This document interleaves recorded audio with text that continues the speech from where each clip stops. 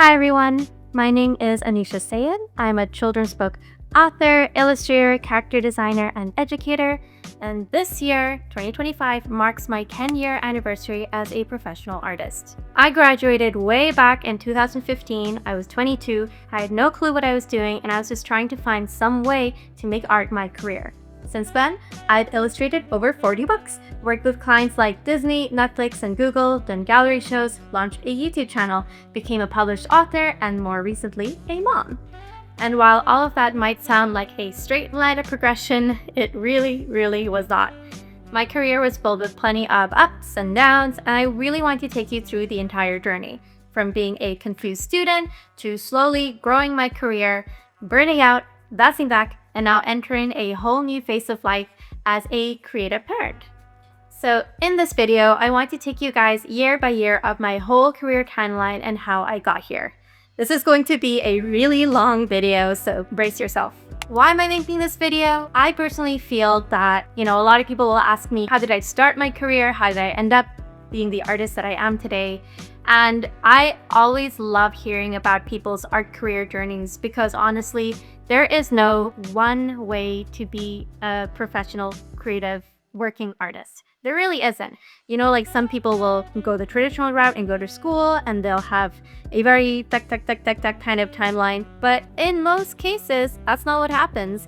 And so I always really find it super helpful and inspiring hearing about everyone's different art career journeys. And I really hope that hearing my journey might, maybe inspire you guys or get a little bit of perspective to show that it's really, like an uphill climb and that it's different for everyone. So I actually have another great video that I made a few years ago that focuses more on my animation career and why I gave up my dreams of working in animation. And I'd really recommend watching that as well, since both of these videos are really intertwined. If you are a new artist and you're trying to figure out your path, I really hope that this video shows you that there's no one right way to build an art career. It's okay to pivot and make mistakes, and most importantly, build your career and grow slowly. So let's go. So let's start off with a bit of backstory. Because of my dad's job, I moved around a lot when I was growing up. Saudi Arabia, Dubai, and eventually Pakistan, where I had finished my high school education. Now, for most of my life, I actually really wanted to be a writer because I was a huge reader. I would spend so much time making my own little short stories.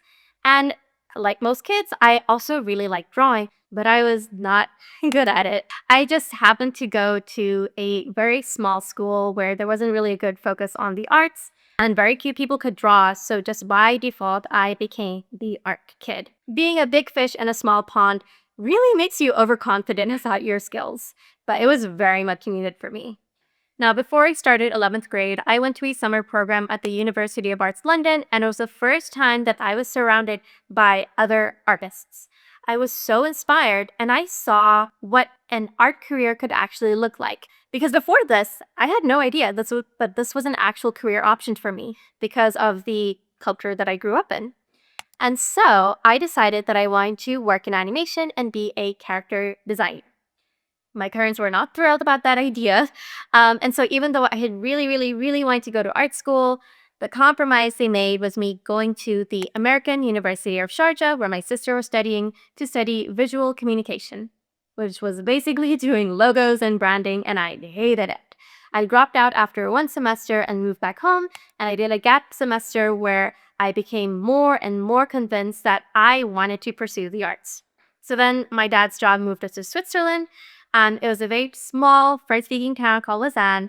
And when I was there, I had two options. I could study at an English-speaking school, but I would have to go to like a liberal arts college where I would probably learn something like journalism or international relations or something like that. But there was also a small art school in Lausanne called Ceruleum École d'Art Visuel, which was taught entirely in French. Now, if there's one thing you should know about me is that I am stubborn and determined, and I did not let a language barrier stop me. I was determined to study art this time, and somehow I convinced my parents to let me go. I initially wanted to enroll in their animation program, but they placed me in illustration because my French was just not good enough at that time. I did the illustration program for a year, and I enjoying it quite a bit, and I felt that the skills that I was learning here could actually move me towards visual development, which is something that I became more interested in. And so I stayed on in that program. And I spent those 3 years building my portfolio. I have to stress, I did not have a social life. When I wasn't at school, I was drawing in my own spare can and I was doing a lot of self-studying. I learned a lot in that program at Ceruleum and I made some amazing friends. The teachers were amazing, but obviously since it was a smaller school and it was not the right major, I did not have access to a lot of resources, any connections or education that I might find at the big fancy art schools that I had dreamt of attending. And so I was already feeling so left behind than other people on my career path. To try to make up for it, I watched tutorials. I made up fake animated movies just to design characters for them. I studied as much as I could about the animation industry. And I started sharing my work online. First on DeviantArt and then Tumblr and Instagram. During my program at Ceruleum, I started to get more interested in children's book illustration. Even though I was in their illustration program, my eyes were just set on animation. But during my time at the program, I started to get more and more interested in the world of children's book illustration. We had a class that focused on it, and I had found that a lot of my favorite animation artists were also children's illustrators. People like Annette Marnot, Brittany Lee, Victoria Yang, Joey Chu, and I became really drawn to their type of art style and the kind of stuff they were doing. And so throughout school, I would apply to student internships at animation studios, but I never had any luck. Partly because my work wasn't good enough, but also mostly because of visa issues because I was in. I felt really frustrated again about my lack of resources and opportunities, and I wondered if I would ever be able to get a job in animation. At this point, I didn't really know what path I wanted, animation or books, but I guess I was open to both. Okay, enough backstory. Let's get to the actual career timeline. Let's go. 2015. Okay, so 2015 was kind of the year that everything began for me.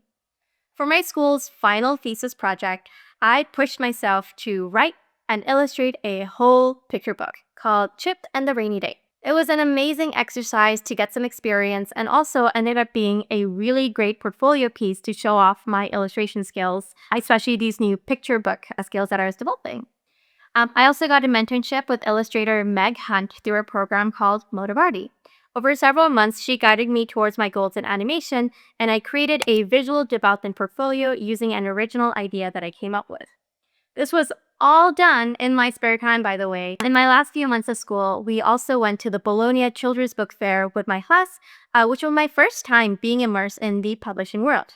I did portfolio reviews, I bought a ridiculous number of picture books, and I showed my work to a few publishers and agencies, including a small publisher from Canada called Flower Pot Press and a Lemonade illustration agency. I was so focused on working in animation, 100%, but because I was toying with the idea of maybe doing children's books as well, I started to apply to illustration agencies because of something I heard from Meg. At the time, I had no idea what an agency did, or if there was any difference between a literary or illustration agency. I mean, I didn't even know what a literary agency was. But I thought that an agent might help, and so I applied to, I don't know, maybe 24 agencies. Only 2 responded. And in April, I signed on with Lemonade Illustration. In hindsight, I really, really wish I took the fact that I got so many rejections as a sign that my work was not that good to slow down and polish my portfolio before rushing into a contract. But at the time, I didn't know any better. I was just thrilled that someone said yes to me. And then in May, I graduated. Around that time in May, I landed my first gig, illustrating the book cover for The Bling Queen by Macmillan. That happened because of Tumblr. I had been posting my work online for a while, building up a following, and an art director found me because of some fan art I did for Big Hero 6, and she reached out. I don't love the final art now, but yay, this was my first commissioned gig.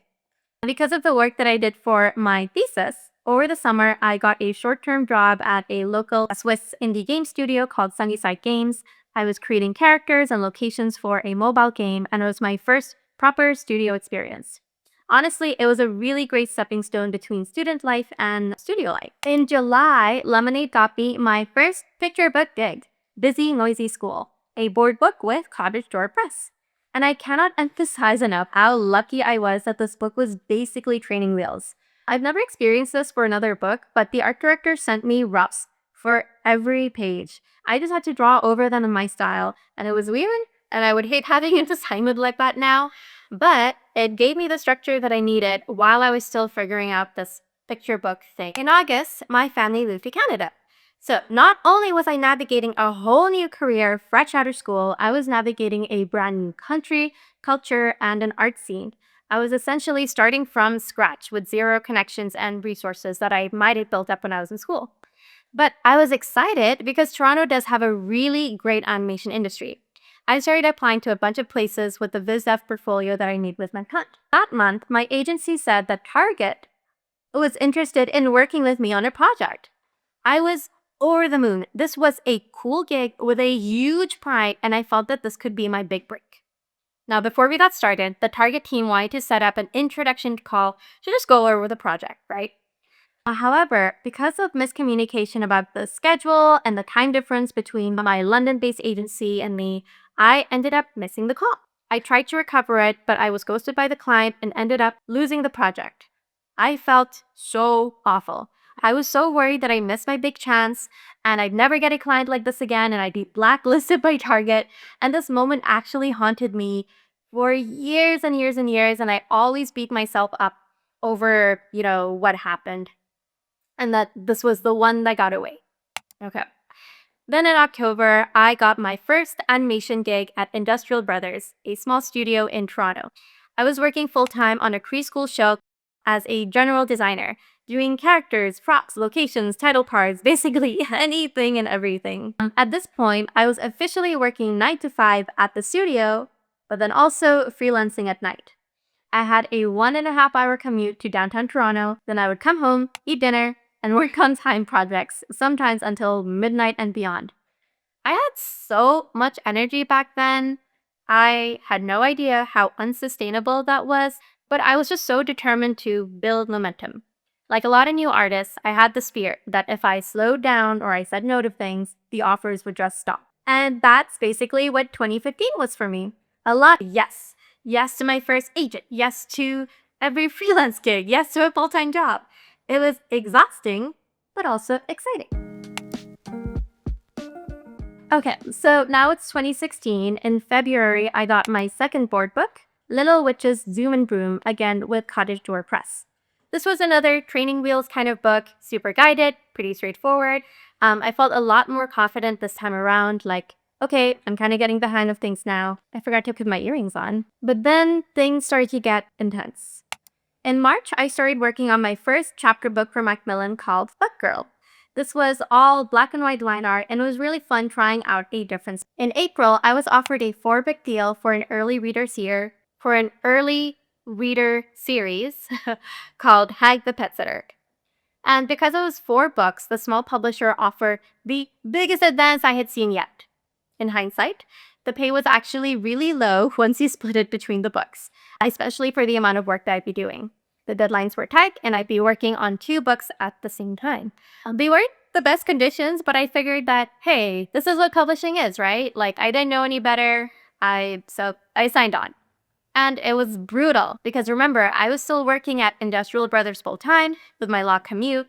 Now, it was manageable for the first couple of books, but by the third one, I was burning out. I felt like I was constantly behind, constantly apologizing to my agency for needing an extra day or two, and just feeling a lot of pressure on all ends.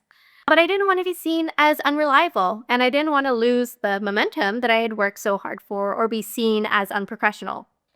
But I was miserable. I was racing to get all of these books done and was finally free in September. 4 books in 6 months. Now, looking back now, I realized I just did not know how to advocate for myself. I didn't have the language for boundaries. I didn't think that I was allowed to say, I'm overwhelmed, or the schedule is too fast, or I need more time, because I was always scared of scaring the client away. I thought saying yes to everything was what you had to do if you wanted to succeed. But the truth is, with all the stress, I was cracking, and that's when the anxiety hit. So let's get serious. I have dealt with social anxiety since I was a teenager, like I couldn't even call to order for pizza or stand up to do a presentation in front of my class without basically crying. But in 2016, because of all of the stress going on, my anxiety turned into panic attacks. The first time I had one, I literally thought that I was dying, and I stopped my bus to work to call an ambulance on the highway.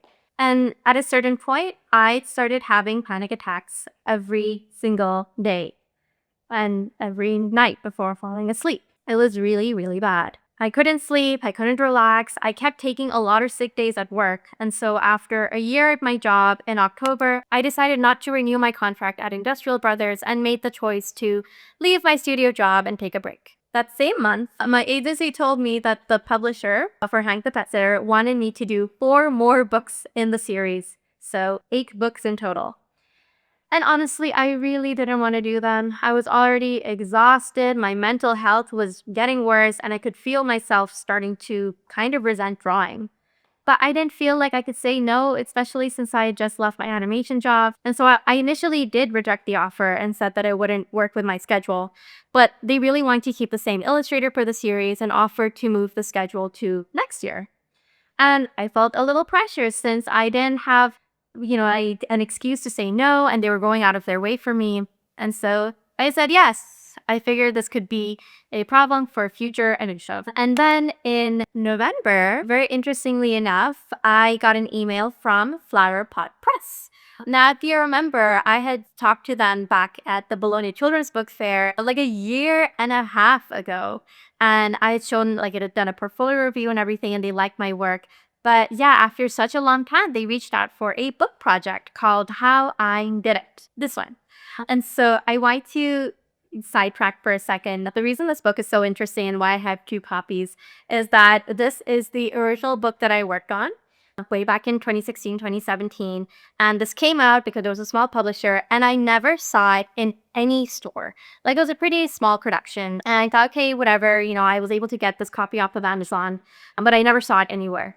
And then last year, basically 9 years later, I was walking around in Target and I see this, a new edition, and it also says only at Target, like a special edition with a poster inside of this book. Isn't that crazy? I did a double take. I could not believe it that like a book project that I did like ages and ages ago got new life and was in a store. I don't know. I thought that was pretty interesting. So sorry to sidetrack. Anyway, obviously I had some big lows this year, but I also had some highs. Namely, I joined Twitter, which might sound silly, but for me, it was really life-changing. Because, like I said, I didn't go to school in North America, I didn't grow up here, I didn't know anyone in the industry. So Twitter became my way of building my creative community, which was so incredibly important with a job as isolating as mine, right? Because like you need community, you need people to support you and to like ask questions with. And so suddenly I was making connections with other illustrators, animators, art directors, even recruiters. I started making friends, real friends with people who were passionate about the same stuff that I was, whose work I had admired for years. And I had found this online art community that made me feel like I actually belonged. I started participating in fun challenges like Inktober, contributing art to zines and for like with other animation artists.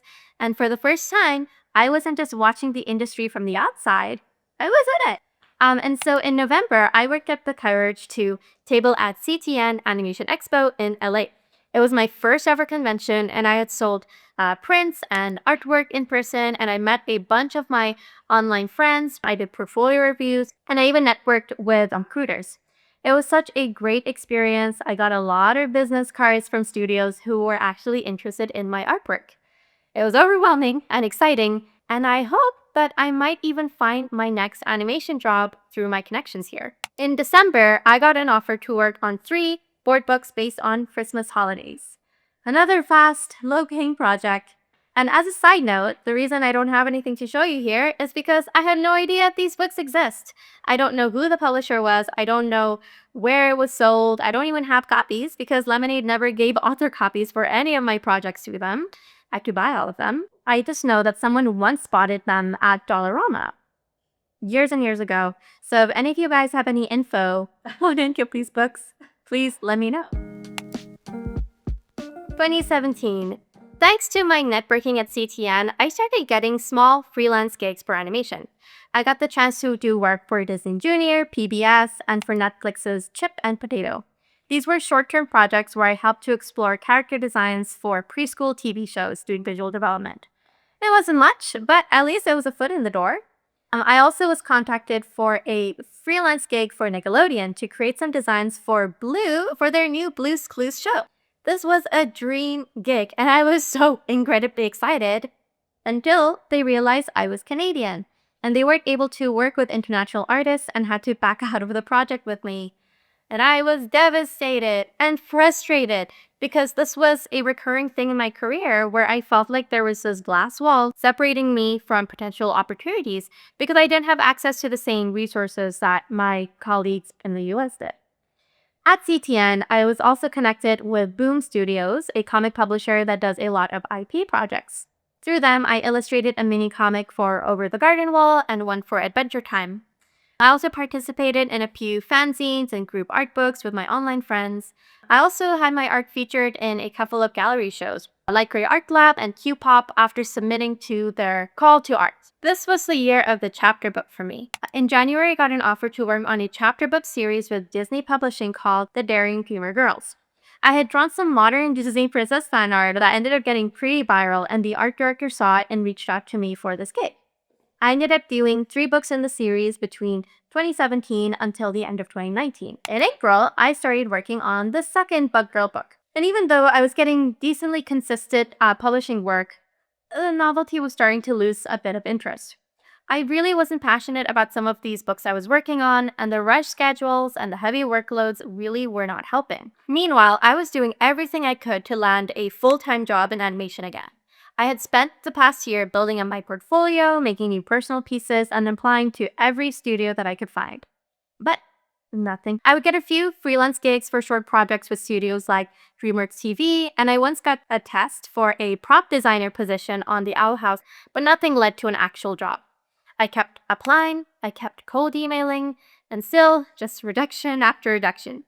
And meanwhile, all of my friends were getting picked up by these amazing studios, and I felt so happy for them, but also super jealous. And then I'd feel guilty for having all of these negative emotions. All of my colleagues would say that my work is great and it was only a matter of time before I get hired, but that just made me feel more frustrated because I thought I was doing everything right. I talk about this period of my life in a lot more detail in my Why I Quit My Dreams video, but despite me doing a lot of work in illustration, I never took it seriously. It wasn't animation, it wasn't my dream, and if anything, I was embarrassed by the side gig, which sounds crazy, but the thing was that I still had this mentality that being an artist was not a serious job. Animation was okay because at least you were working in an office with a salary, like it was a job. But freelancing was like me goofing around all day and drawing all day. I didn't know anyone who was a freelancer, and since this was pre-COVID, working from home wasn't really a thing yet either.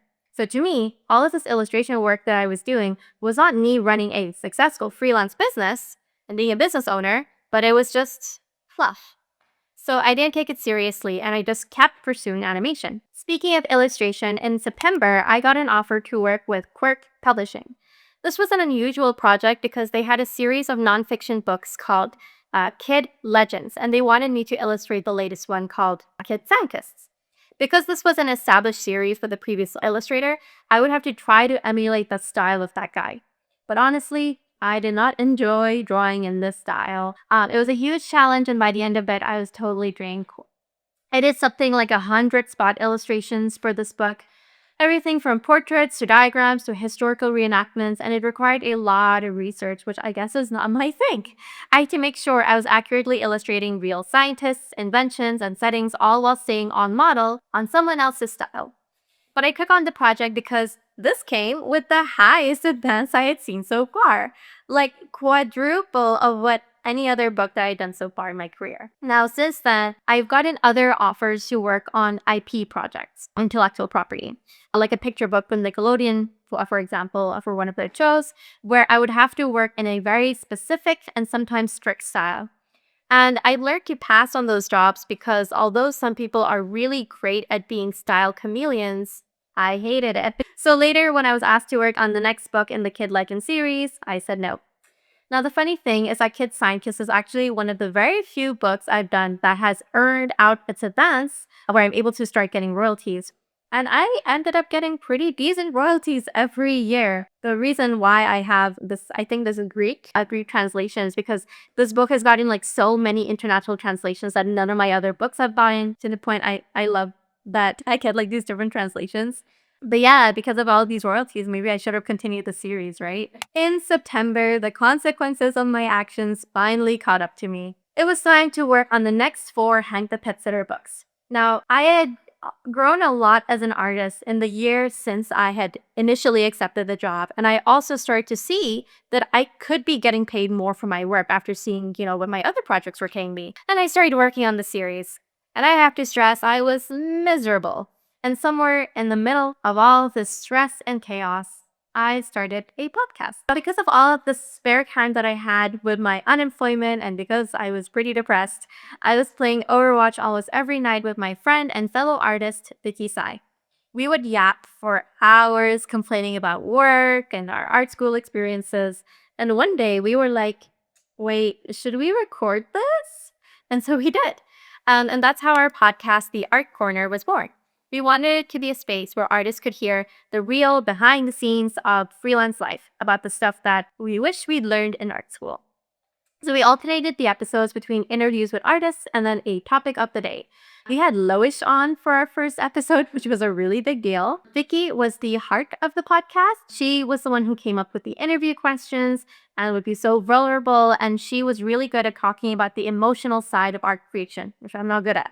And I was a bit more on the logical side, talking about the business of art. And then I was the one who handled all of the technical aspects of the podcast, like doing the editing, posting, and posting. And then in November, I tabled at CTN Expo again. This time, I had new work because I was making so many new portfolio pieces all year. So I think I had a stronger portfolio and a lot more confidence than the year before. At LA, I caught up with so many of my friends who again said, "My work was great. It's only a matter of time before you find something." And I hoped that maybe 2018 would be the year that I finally get my next studio job. Then in December, I made a really big decision. I left my agency. It had been building up for a while. I was honestly putting it off for months and months. I didn't feel like I was being supported. I was starting to question whether we were aligned in the kind of work that I wanted to pursue. And I felt like I was kind of being pushed into quantity over quality. Maybe they were great for other artists, but for me personally, I felt like they weren't a good fit for me. And I decided that I can probably do this on my own, and I put in my notice. I also felt like I was getting too sucked into the world of illustration. I was saying yes to way too many projects, and I needed to refocus my efforts in animation and get back on track because I really wanted that studio job. So it was scary, but I needed the change. This was my lowest year career-wise. Although I was technically freelancing the past year, to my parents and honestly to myself, I just felt unemployed. So I took a break from art and I started a job doing graphic design marketing at the company where my dad worked. I was designing PowerPoints in brand colors, wearing button-up shirts. It was soul crushing. This is basically how I spent the first half of the year, working at my corporate job in the day. And then in my spare time, I was making personal or portfolio pieces, applying to studios, and working on the podcast. At one point, I even considered going to grad school and started applying for art education and business programs. But honestly, I was just going through emotions. Deep down, I knew that wasn't what I really wanted. And then I got accepted into an art residency with Light Gray Art Lab. I had done a few group gallery shows with them already, and every summer they held a 10-day residency trip in Iceland. I knew a lot of animation people would do that residency, and I was hoping that it could be a good networking trip, and so I applied and I got in. I cannot stress enough how much it changed my life and career. I had spent 10 days with other creatives, people from all over the world, some older, some younger. During Light Gray, they send out like I think 6 different groups that go in like different times all over summer. And I was placed in a group that had no other animation artists. There was another group that was basically all animation artists. And at the time, I was like, I wish I was there. But in hindsight, I that was the best thing for me. And so in my group, we had people in photography, video games, all sorts of things. And we explored Iceland's natural beauty and did a lot of painting. And every night, two artists would have to do a presentation on some sort of topic. And the funny thing was that we were all at some sort of crossroads in our lives. Someone in the group was changing careers, someone else was going through a major life change. And something about that trip gave me clarity, being able to talk to everyone there. Again, please, please, please watch my video on why I quit my dreams of working in animation for more info on this whole story. But I realized that I was chasing after animation for the wrong reasons. I was holding on to it because it was a dream that I had for a long time and I was just being stubborn, but it was a dream that no longer made sense for me. And I was ignoring this amazing new path that was right in front of me. And so when I got back from the trip, I decided that I was actually going to give freelancing a real shot. For too long, I was letting it just be on the sidelines and I was kind of having my hand in both pots. And I mentioned in that video as well, as the great Ron Swanson says, I never half-ass two things, whole-ass one things. And that's what I had been doing, right? So I wanted to see what would happen if I gave illustration my 100%, because what did I have to lose? I moved out of my parents' house and then into an apartment with my sister. I still hated the idea of working from home, and so I found a creative co-working studio in downtown Toronto that I hoped would give me structure and a dedicated space to work. I would commute 1.5 hours every day to get to that studio.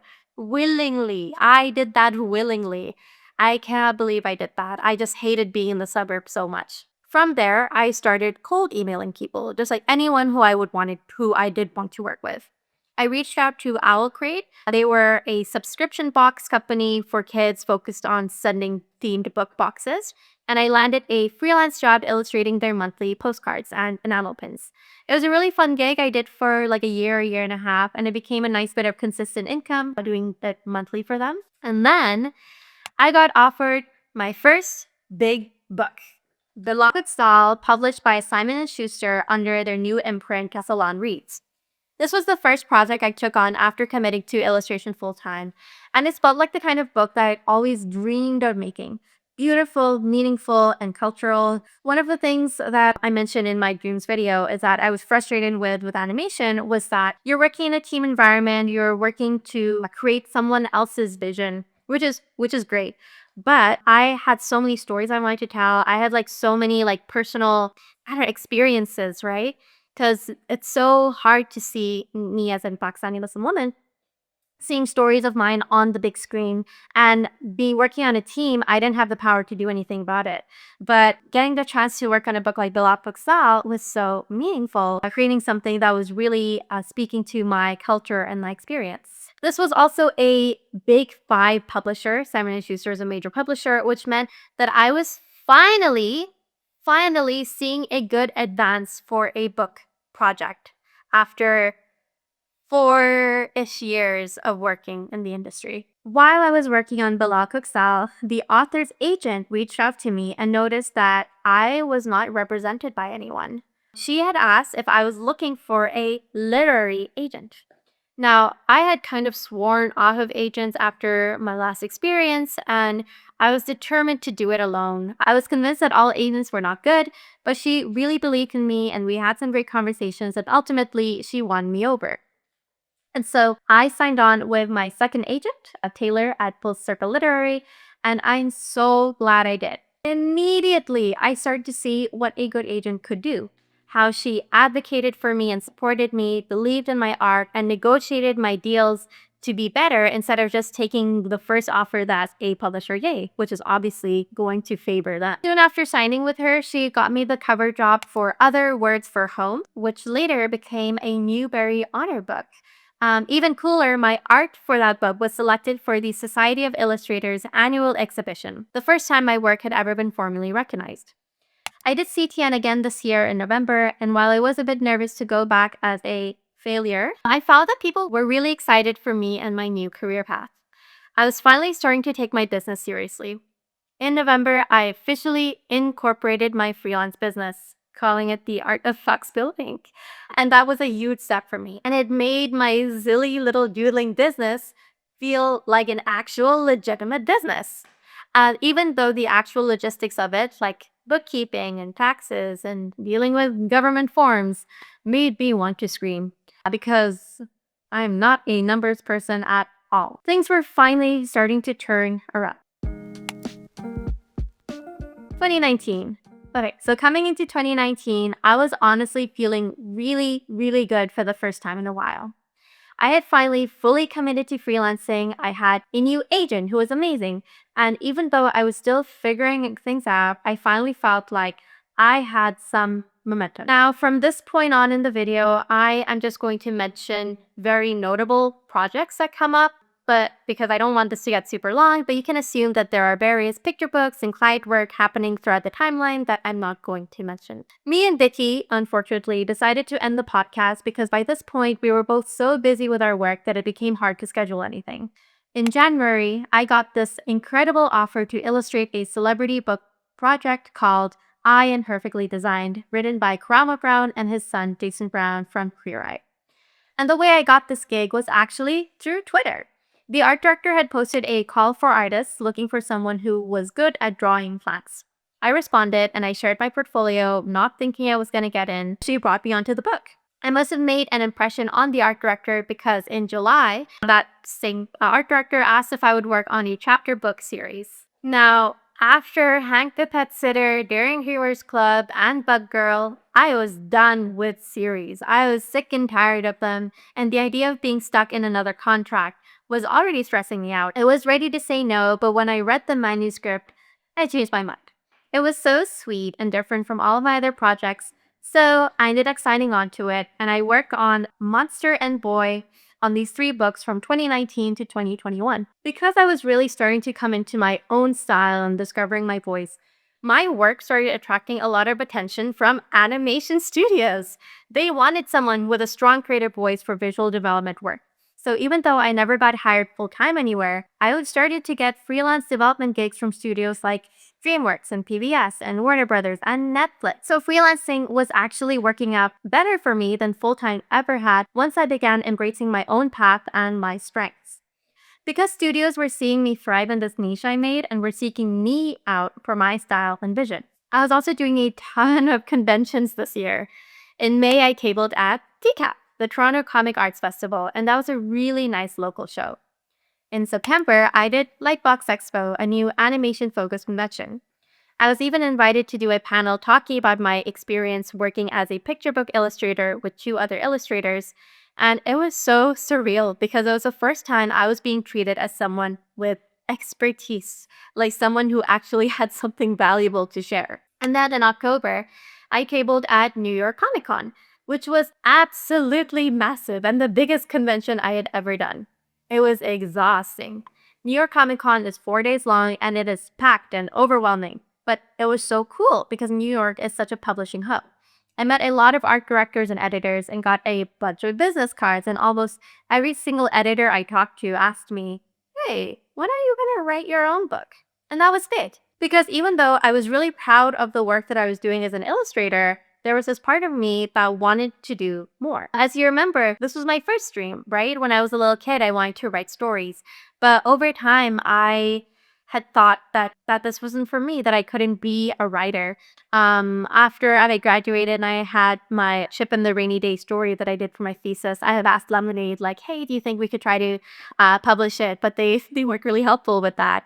And so I thought, okay, maybe, writing is not for me. I kind of put that dream aside. Like I said, I wanted to do more. I didn't just want to be the person illustrating other people's stories forever. I wanted to tell my own.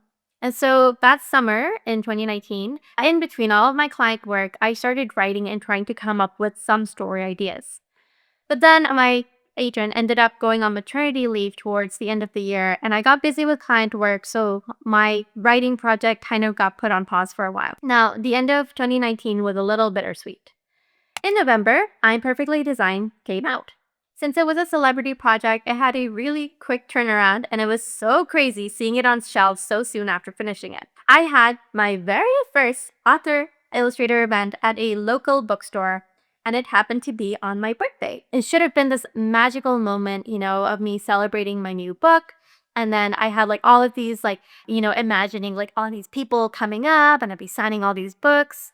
But only two of my friends showed up, and there was only one small family, a mom and their toddler, who came to the event. That's it. And their toddler was not even paying attention. They were just like running around, and the parents were so sweet, trying to hype me up and listen and be attentive because their kid wasn't. They were taking pity on me. And the whole experience was really disappointing and super embarrassing.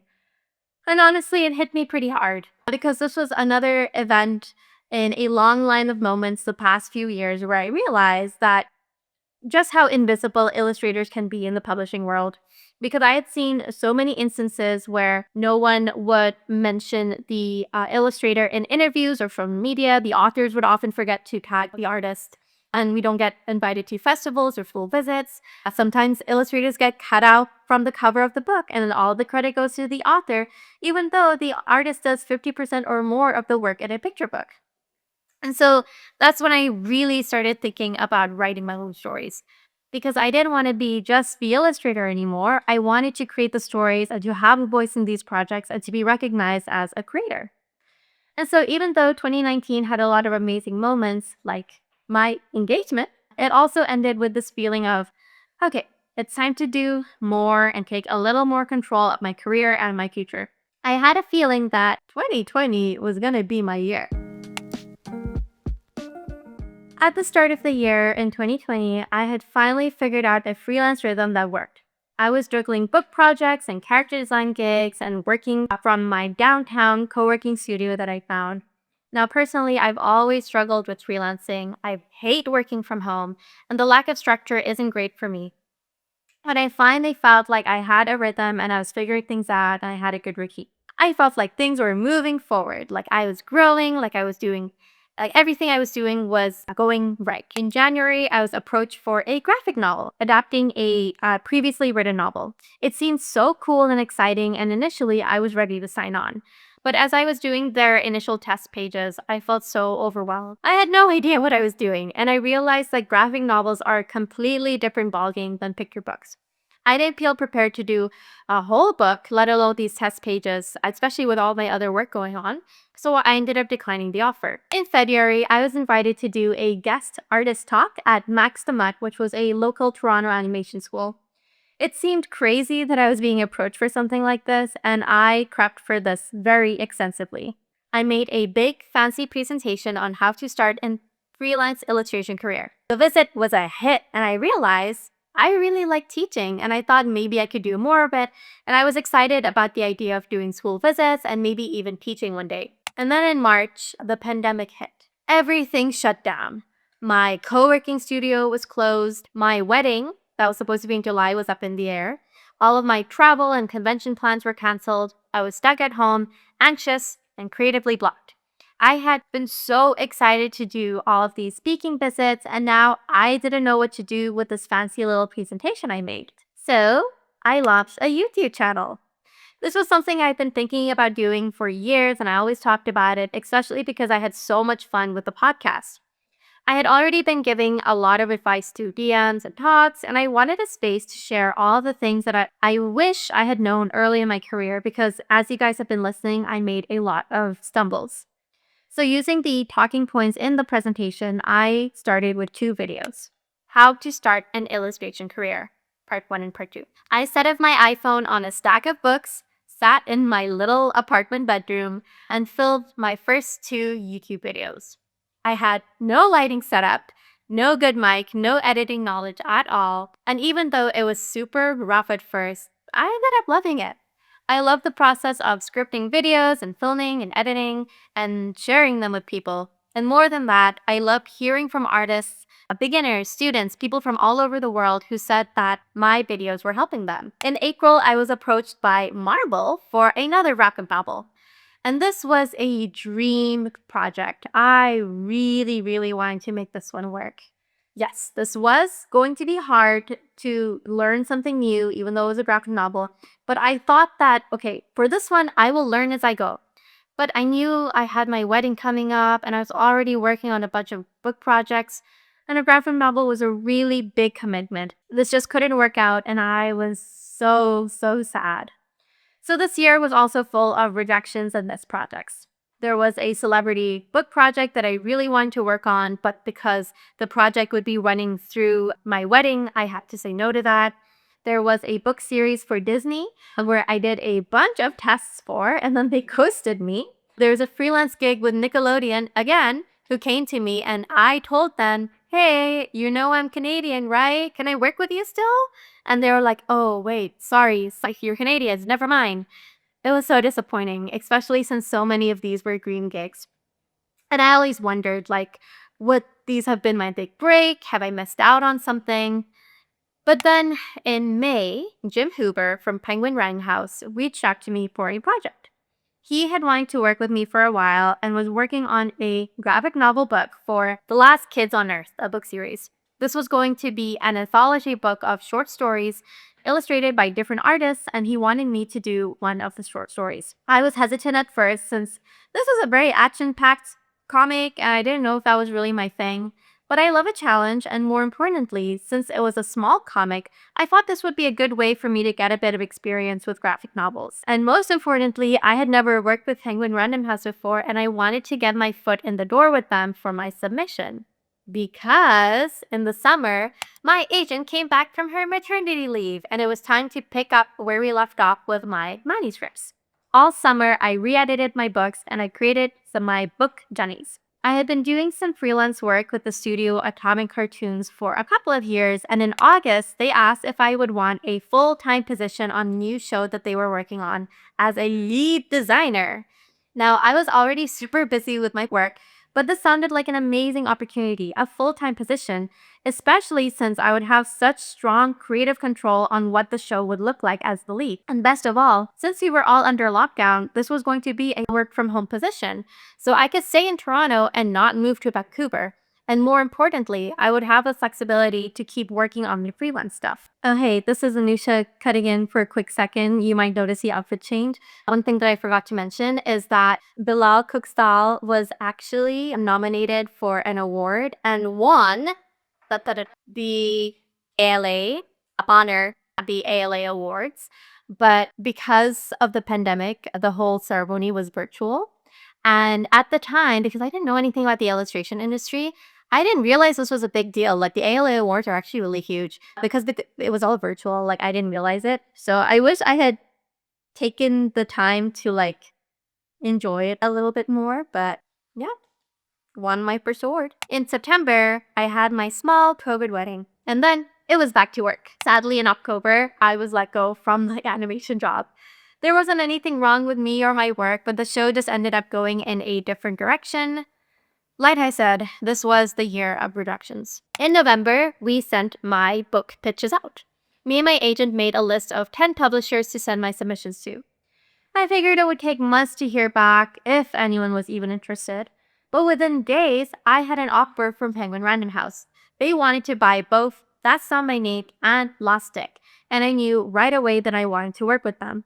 Especially because my art director would be Jim Hooper, who I had already worked with and I had such a great relationship with. I talk about my book submission process in more detail in my video, how I got my 2-book deal. Then in December, Atomic Cartoons came back and offered a full-time character design position on the animated Night at the Museum movie they were working on. It wasn't a lead position, but it was a movie, so of course I said yes, and I got to work. All right, we are past the halfway point, so the change was necessary. 2021. So coming into 2021, I had a lot on my plate. In January, I was officially working on my very first author-illustrator book, That's Not My Name, and it felt so surreal. I had wanted to be an author for so long, and now it was actually happening. But I was also working on a lot of other stuff at the same time because, in typical me fashion, I just kept saying yes to everything. I was still doing freelance animation work, freelance illustration work, and I was working full time on the Night at the Museum movie, which was a lot of work. Now, this was really exciting because it was my first movie and my first full time position in a long time, but it also came with a lot of its own challenges. The whole team was based in Vancouver, and I was the only one living in Toronto, which meant that I was working 3 times ahead of everyone else. Meetings were happening in the afternoon for them, which meant super duper late in the day for me. And I was trying to balance all of that on top of my book deadlines and everything else that I had going on. And the work itself was a lot more technical than I was used to as compared to my freelance stuff. Like, I was mostly designing background characters and costume variations for already established designs because the main characters had already been created by the amazing Peter. Honestly, it was not the most creatively fulfilling job for me. It just really cemented the fact that I had outgrown my dream of animation, and I did make the right call focusing on doing freelance illustration. I love doing freelance viz dev, where I get to explore my own style and voice and do that blue sky stage, but working in production was just not right for me. Now, on top of all that, because of course it was not enough, I had a lot of little side gigs and projects going on. Because all of my conventions stopped during COVID, I had started an online store to sell all of my merch. And then because I saw all of my art YouTube friends, they were doing Patreon as well as their online store, I made a Patreon too. Plus, I was working on my authored book, plus I was still illustrating the rest of the Monster and Boy chapter books, as well as a book called Rise Up and Write It. And I was doing all of this in a little desk in our living room of our one-bedroom apartment. And it was rough. So at this point, Canada still had really strict lockdown rules throughout all of 2021. So there were no co-working studios open, no coffee shops, nowhere to go and get the work done. And I've already said I hate working from home. And my husband was working from home too, in basically the living room as well. Our living room was piled with inventory for my store, prints, charms, tote bags, and whenever I needed to pack quarters, I would literally have to take over the entire apartment. It felt like I was living in a warehouse, and it made everything so much harder and more exhausted than I needed to be. I was also still trying to keep up with my YouTube channel because I was really enjoying it and I was posting videos here and there when I could, but it was getting harder and harder to balance everything. Plus, we lived next to the train tracks and I had to pause filming every time the GO train went past. I was starting to burn out hard. Because the thing is, this is something that I still really struggle with. I'm involved in so many different creative communities. I'm really blessed to have friends in so many different spaces. In animation, where I used to work, in comics, friends who are full-time YouTubers, who run their shops and Patreons full-time, friends who are illustrators. And in my head, I was trying to do all of it. So I had weirdly built this fantasy version of this perfect artist who did all of these different things, and they did it perfectly, and I was trying to live up to that. But the reality is, obviously, is that all of my different friends were focusing on their specific thing. They weren't doing everything. But in my head, like, I was constantly comparing myself to my YouTuber friends who were doing Patreon and online store. They were doing it perfectly, but I didn't understand that that was their job. Obviously I had to be perfect. And of course, they would spend all of their time on it. Illustration was my job. I had to learn to stay in my lane.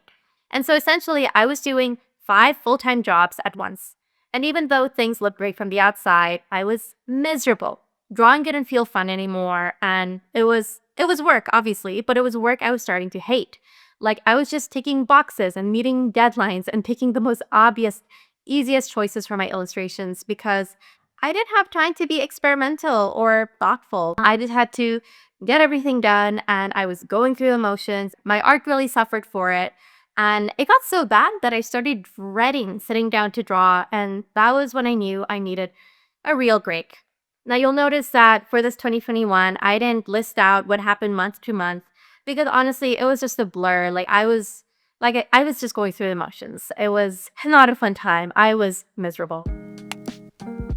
2022. So, coming into 2022, I was at a breaking point. After years of going and going and going and going and working nonstop and juggling a million things at once, I knew I needed a real break. And not just a long weekend, not just a couple of days off to catch up on emails, a real, actual, unplugged break. Because since I had graduated like 5, 6 years ago, I had not given myself a vacation. Sure, I would go on trips, but I would always end up working through it. You might have heard the saying of like, why would I work a 9 to 5 salary job when I can have my own business and work 24/7? And that's literally what it was for me. So at the start of the year, me and my agent, we had made a plan for it. We decided that I would take the entire month of February off. And I chose that month because me and my husband were also finally going to take our belated honeymoon then after postponing it because of the pandemic. And so it just kind of worked out that way. Me and my agent planned in advance that I would have no client work at all that month, and no one would even email me. And this was so needed because even though I desperately needed the time off to rest, of course, I also knew that I wanted to use that month to explore creatively a little bit and discover who I was as an artist now. And not in a work pressure way, but just giving myself permission to try new things without worrying about how it would turn out. Because a huge downside of social media is that you're always creating things, and in your head, you're like, okay, how do I monetize this? How do I make it look perfect for the feed? And so anytime I was creating something, I felt the need to make sure it was perfect, even in my sketchbook. And I wouldn't really use my sketchbook that much, but I never gave myself permission to make ugly art, because I wanted to be able to post it.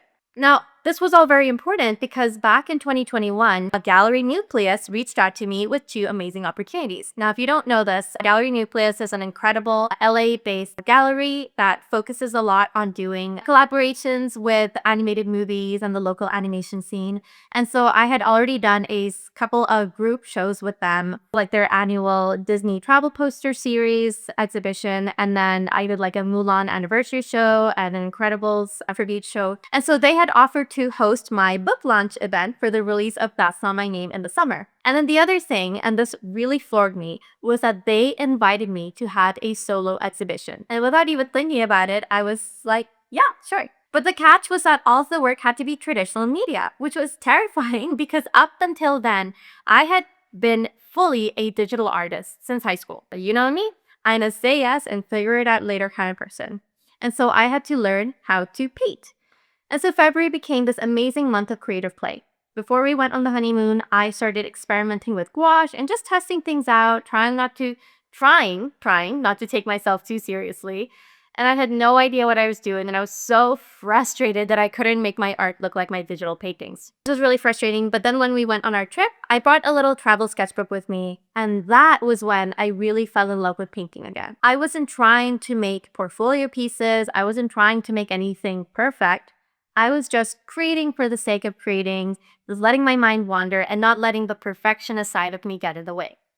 And when we got back, I tried to do a little bit more painting, tried to do a bit more exploring, and then the month was over and it was back to work. We had a long year ahead of us because I was finally getting to do in-person events again since COVID restrictions were easing up, and I had a lot of events to prepare for.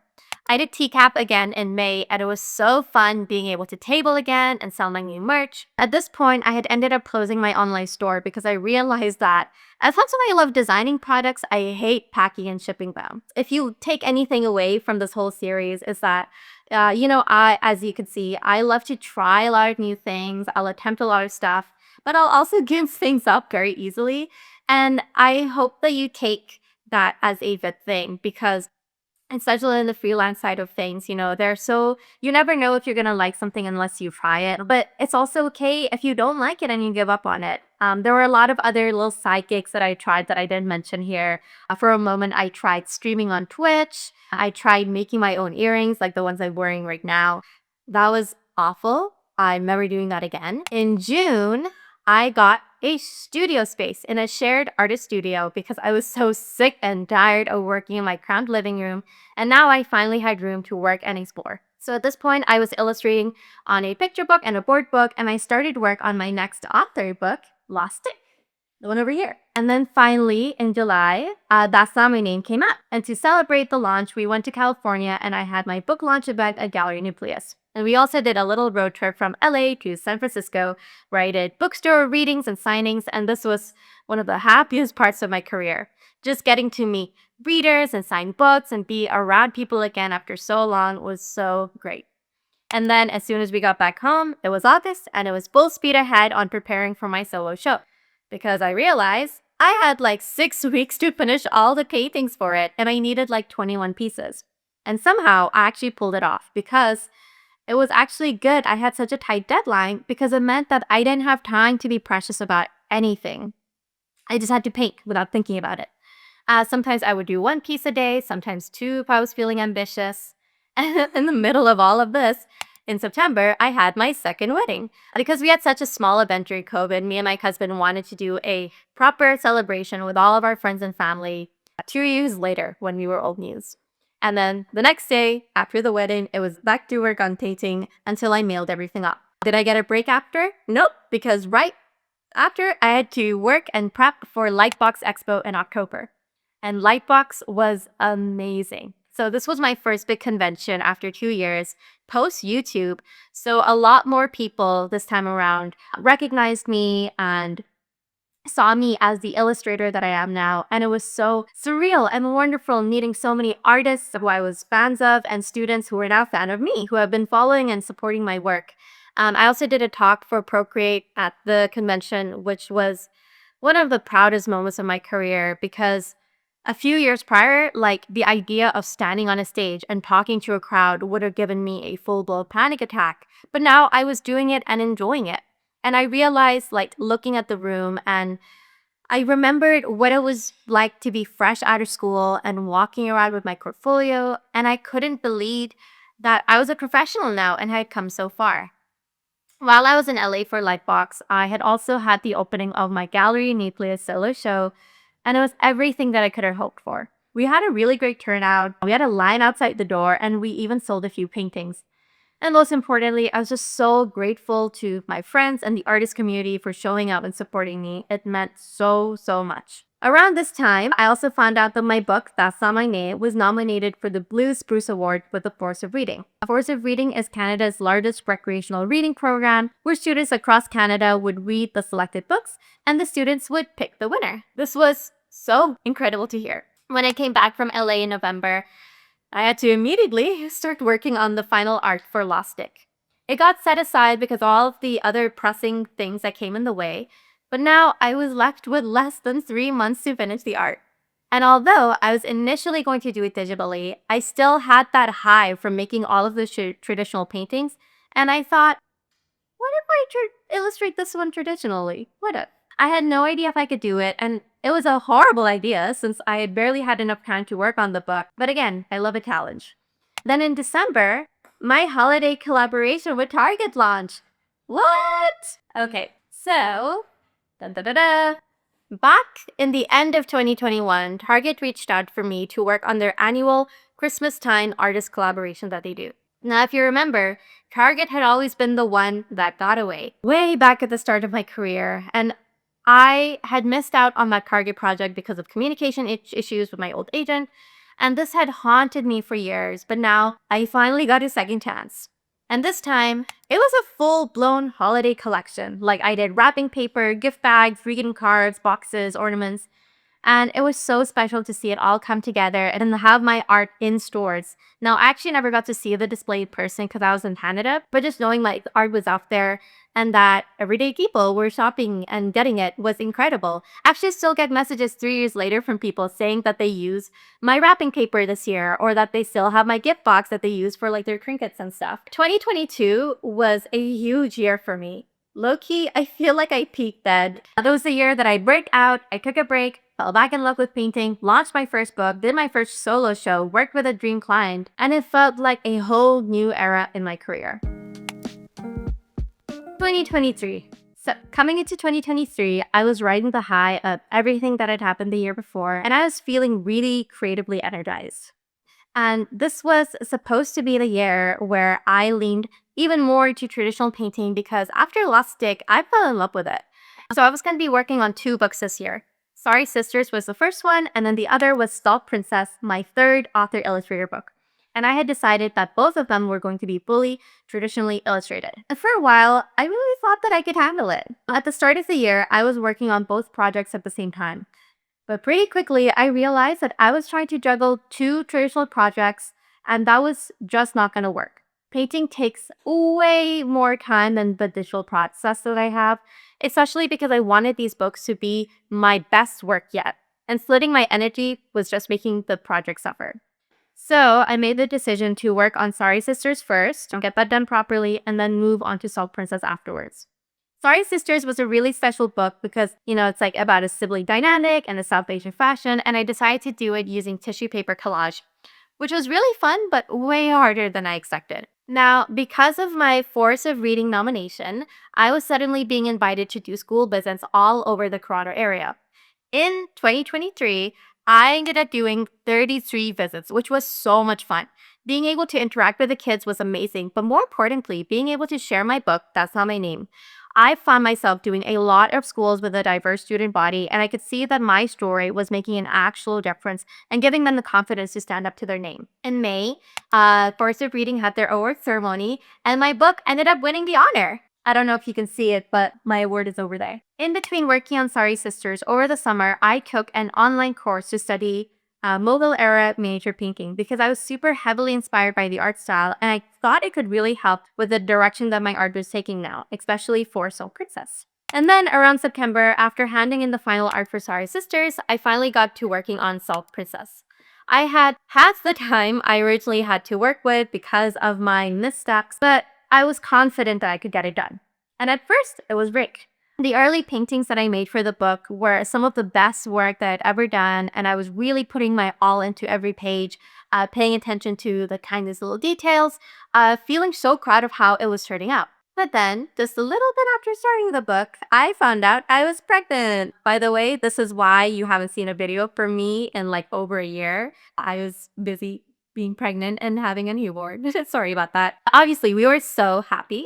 But that first trimester, guys, hit me so hard and it came at the worst possible time. I was dealing with, like nausea, horrible fatigue, zero energy, and the last thing I wanted to do was paint, especially not the most detailed, intricate, time-consuming book I had ever worked on. And so I tried to pursue it at first. I really did. But that first month, throughout November, I think it was, or maybe it was October, I didn't work. I just wasted that entire month because all I wanted to do was lie down in bed. And the deadline kept creeping up and my body just was not cooperating. And the reality was that I was falling behind. So in December, I asked for an extension of 1 month because even though I hated missing deadlines, I knew there was no way I could finish the book without it. Even then, it was rough. I was so excited to make this my most beautiful book yet, and there were days where I would just sit in front of my paints and just stare at the paper because the idea of starting another page was so overwhelming. And my intention was to make every page in this book to be fully traditionally painted because I wanted every piece to be able to like hang up on the wall. I knew that if I wanted to reach my deadline, I would have to end up doing a hybrid of digital and traditional art for the last few pages. It was disappointing, but it is what it is. Another small disappointment came when I ended my Patreon. I had so much fun with it over the past 2 years, building my little community and sharing my resources. But the past few months were so difficult for me to create stuff for my Patreon, and I knew it would just get more and more impossible as I got more pregnant and eventually had the baby. So I had to end it. In October, I had also taken on a new project, a board book series with little bee books called My Neighborhood, which focused on 3 Islamic holidays. They're somewhere here. I'll be honest, this was the first book offer that I had gotten all year. Salt Princess and Sorry Sisters were contracted the year before, but since then, all I heard were crickets. No new project inquiries in publishing and only one in animation. Way, way less than what I had seen before. I had just been getting quieter and quieter over the past few years, where in the past I would hear like maybe 10 inquiries in a year. And this is, as a side note, this is like an overall thing I keep hearing from all of my friends that, because of the economy, rise of AI, all of these different factors, there has just been a steadying, slow decline in work inquiries. And it was pretty concerning, and I was worried about the future. And so I was low-key kind of glad I'd be going on to maternity leave soon since I'd have a bit of a break, and this would be a problem to deal with later. So when I was reached out for the board book, initially I wasn't super excited to work on it. I haven't mentioned it here, but I've mentioned on other platforms that I had started to feel like I was being typecast within my industry and I would only ever get reached out for jobs related to my identity as a Pakistani Muslim woman. And so I decided to write a book like Lost Stick, which is a kind of fun and gooky story that no one would usually approach me for. But I ended up taking on the board books. The publisher was so amazing. They were super accommodating about my schedule and said that we could work on the first two books before I left on maternity leave and the last one when I was ready to come back. And because the books were really simple, like flat colors, easy character designs, few pages, I actually felt like it could be something I could do while I was pregnant and exhausted, and then eventually something that I could work on while I was easing myself from postpartum. And I was very grateful for that because the next few months were gonna be crazy. Finally, in November, I had my 30th birthday. I threw a big party and it was so wonderful. I wasn't scared of turning 30. If anything, I was really excited about this new phase in my life. I knew things were going to change in a big way and I was ready for it.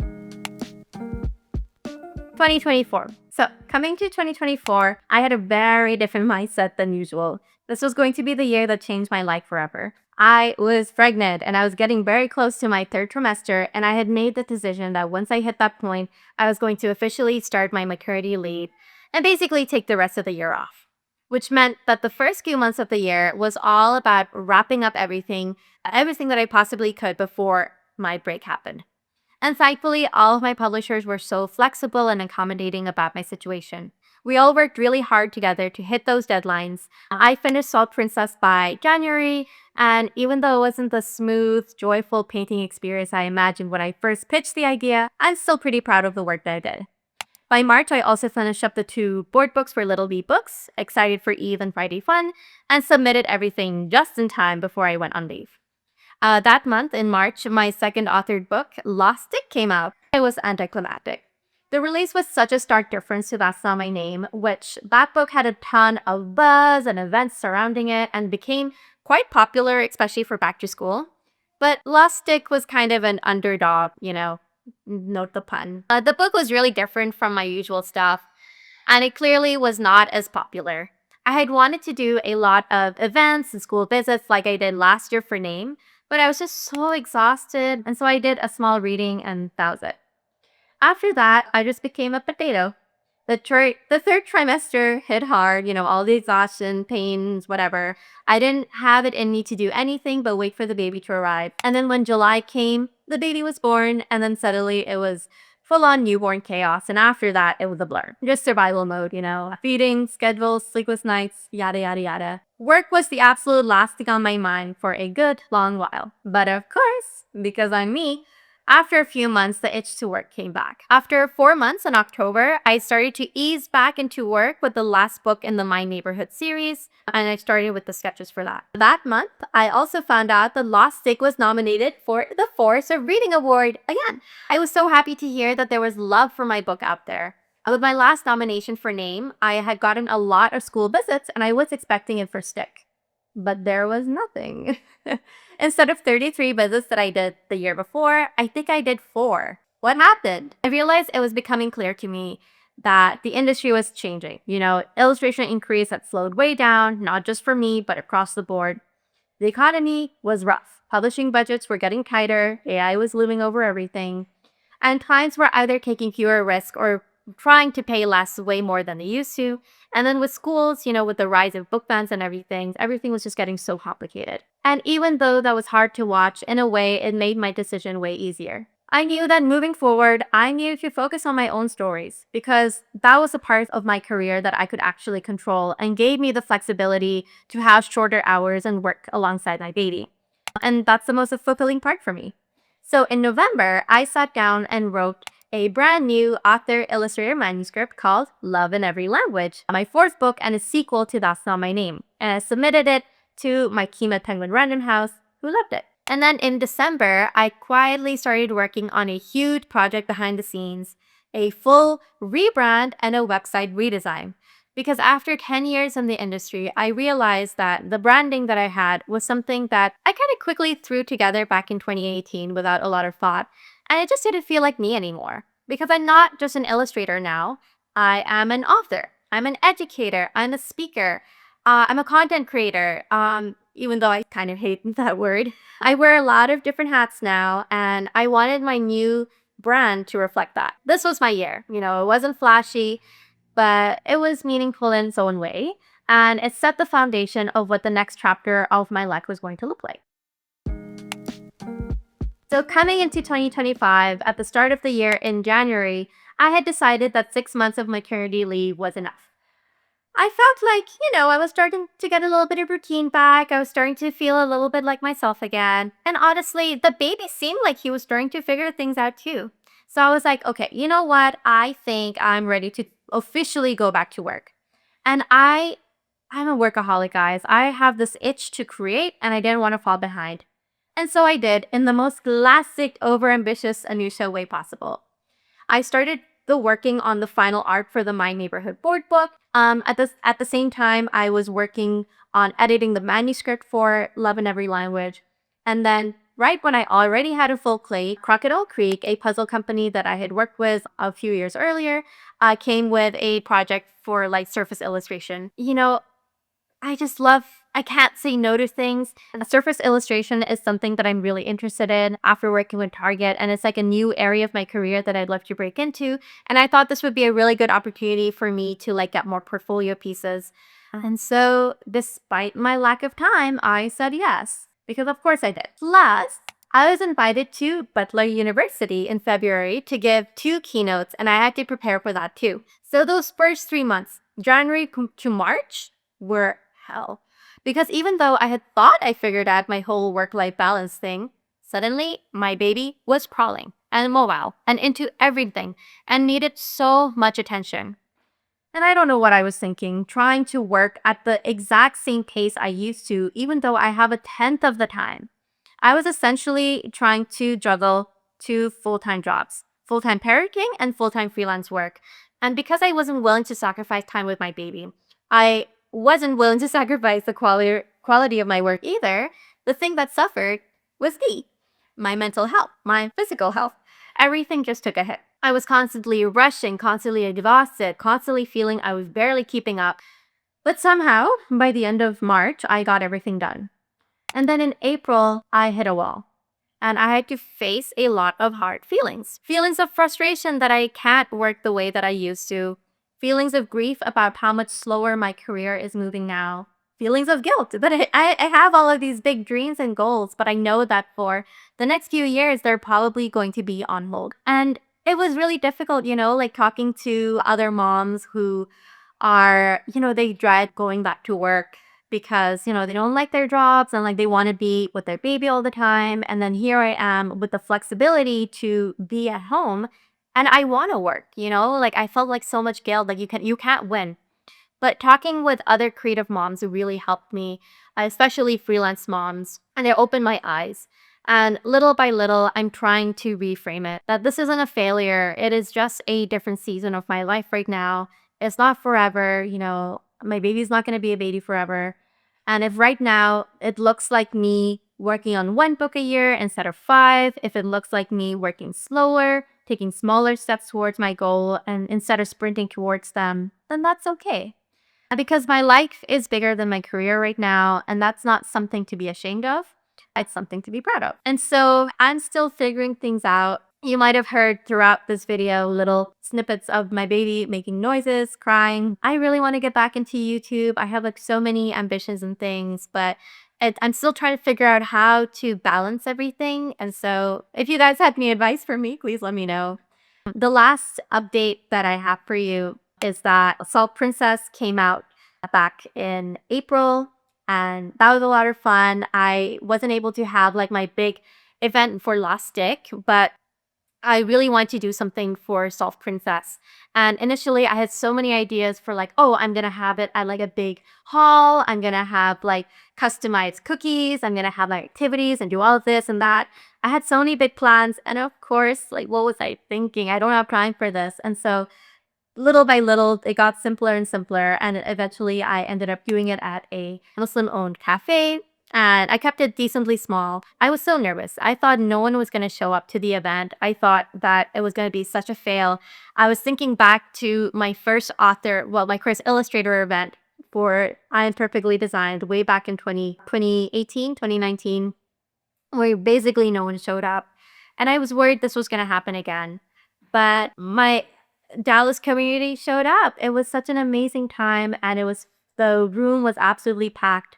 And more specifically, it was filled with so many brown kids who were so engrossed in the book. And again, like I felt like I was making such a difference. And that was so incredible. And then in May, just last month, I actually won the Force of Reading Award for Lost Stick. I already mentioned that I was so disheartened that people didn't respond to this book. Like, it didn't get good reviews. It didn't sell nearly as well as Name. But this award meant everything because it was voted by kids, and it's a reminder of why I love this drop in the first place. So that brings us to now, 10 years. Whew. It's kind of wild to think about how much I've done and how much has changed in a decade. Thank you. If you guys are still here, thank you for watching this far ahead. And now that I've hit this milestone, I've been thinking a lot about what I want to do, in the next 5, 10 years and what I want it to look like. I mean, realistically, the first few of those years are just going to revolve around being a mom and childcare and everything. I'm working with a very limited window of time each day, and I have to be super intentional with what I say yes to. And that has been the big realization this year. And something I'm trying to get used to is that I cannot do it all, especially all of my little side gigs and like little tasks that I would usually do. And that is okay. That's okay, Anoosha.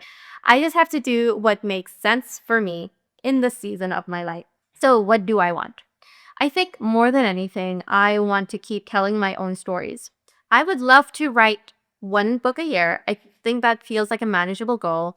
And I want to branch out a little bit too. Maybe try some nonfiction. Maybe write a board book. Maybe a chapter book. I don't know. I just want to try new things. I also want to get back into painting, like actually painting.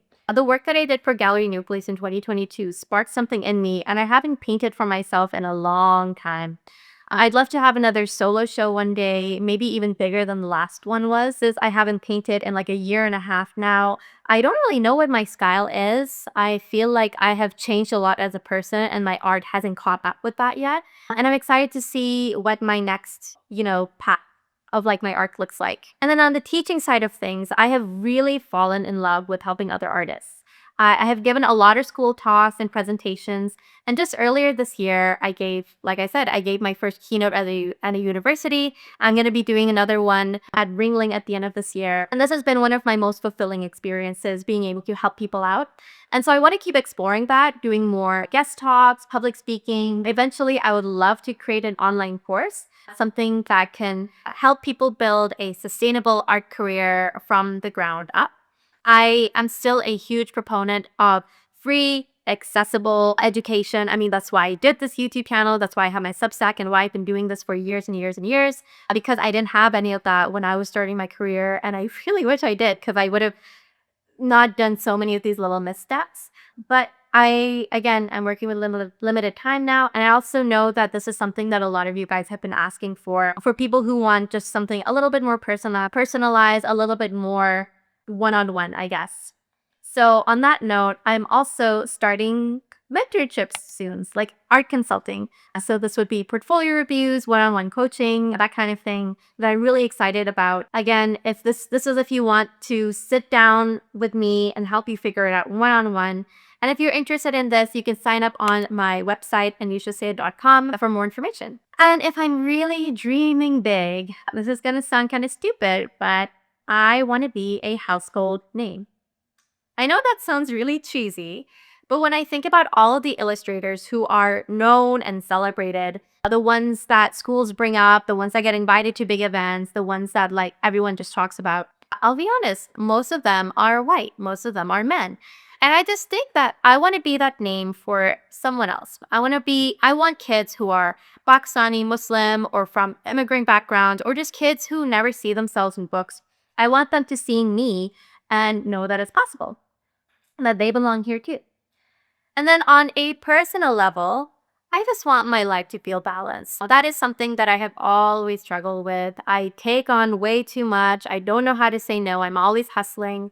I didn't mention this earlier on because I didn't know how to fit it in within the story, but I was diagnosed with ADHD in early 2022.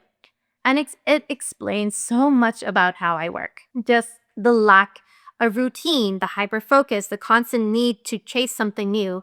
And now I'm trying to work with that and not against it. So I want to slow down a bit, be more intentional, only take on projects that feel right, and make space for the things that matter, like spending time with my family or making art that's just for me. And finally, as we wrap this up, I think it's important to leave you guys with a bit of advice if you have, been with me for this long of the video. So there is no one path. Every artist I know has gotten here in a different way. As I said, some people start young, some don't find art until they're in their 40s or 50s. Some people come from science or law or marketing. Some people leave art for years and come back. Some work part-time, some jump in full-time right away. Some go to art school, some are self-taught. There is no timeline. There is no right way to do this. And success, very importantly, changes. For me, it used to be about working with big clients or making a certain amount of money. But I've done those things. I have done those things and I don't always feel fulfilled. Now I just want to make art that matters, that has an impact, that brings me joy, that I can look back on and say, yes, I'm proud of that, instead of just turning things out like quantity over quality. So I hope that whatever your journey looks like, whether you are starting out or you are in the middle of a creative rut, or you're trying to reinvent yourself, I hope you know that it is okay to take the scenic route, to figure it out as you go, to start over, and to rest. You've had time. And if you're still here, thank you for listening. It means a lot. So I'm super excited for whatever the next 10 years, 20, etc., bring, because I really hope I'm doing this until I'm a little old lady. You can find me online in a lot of places. I'm doing YouTube. You can find me on Instagram at Anoosha Draws. Check out my new website, anooshasyed.com, where I have tons of, I share all of my creative resources on that, including a free downloadable if you sign up for my newsletter. And yeah, let me know what you think of this video. I'm sorry it was so long. I hope it was somewhat interesting. And what are your takeaways from this? Do you have any advice for me? What has your career journey been like? Like I said, I love hearing about people's creative paths. So especially if you've been an artist for a long time, I would love for you to share your little journey in the comments and kind of how you ended up in this career, because I think it would be really helpful for other people to hear as well. But anyway, guys, thank you so much for listening. I hope to make more videos in the future if I have time. Who knows? But thank you so much. Bye-bye.